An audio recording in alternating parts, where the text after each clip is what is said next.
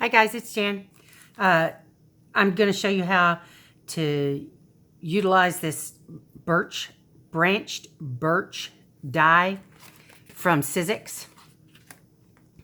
Now I cut it out on some really soft off-white paper that I didn't want to use white, and it's kind of got some gray flecks in it.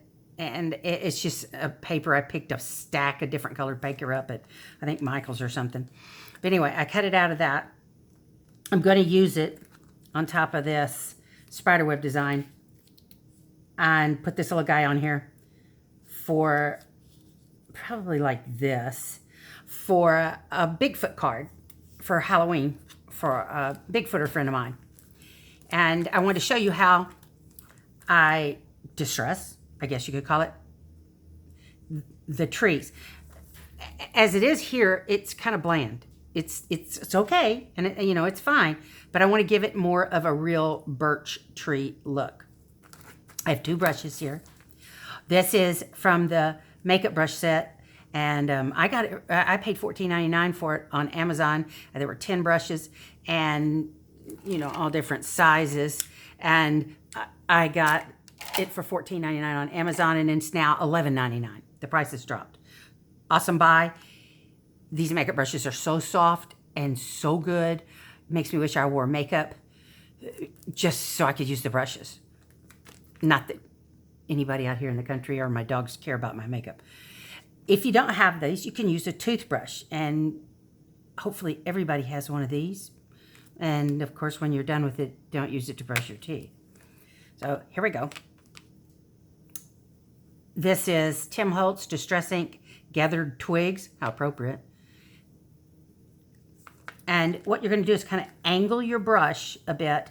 So what you're going to do is lay most of the color at the edge of the cutout. So you're going to kind of angle it and then go straight across. Angle it and go straight across. And the reason why you're doing this is because the way birch trees grow, they have a specific pattern on their trunks on how they grow. And you do it on each side.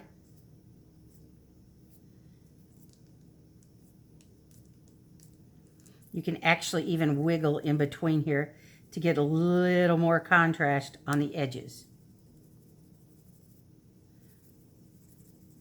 But you must go back through and give it this swipe to give it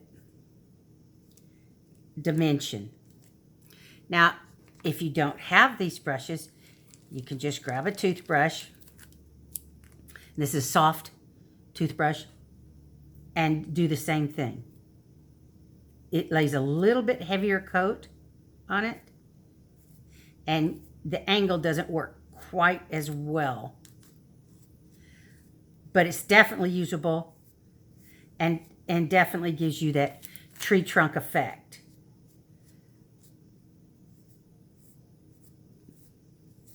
If you want to get really realistic, you can give it a downward swirl as you're going across the trunk.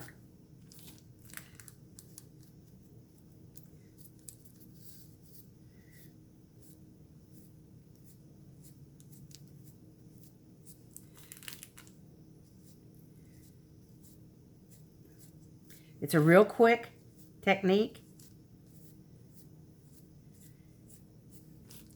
Hardly requires but just a couple of minutes to get done.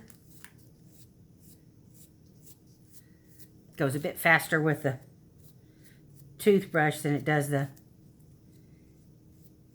makeup brush, but there's advantages to both. Now when you're done, go ahead and give the borders of your paper a coating. Keeps it from being such a stark contrast. And because you're doing these outside edges, it will make part of your edges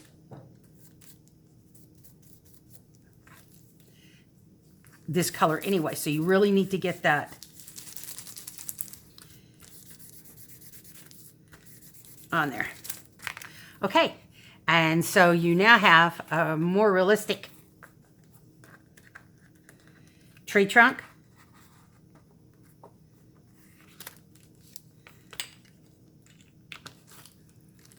Giving it a creepier look for Halloween.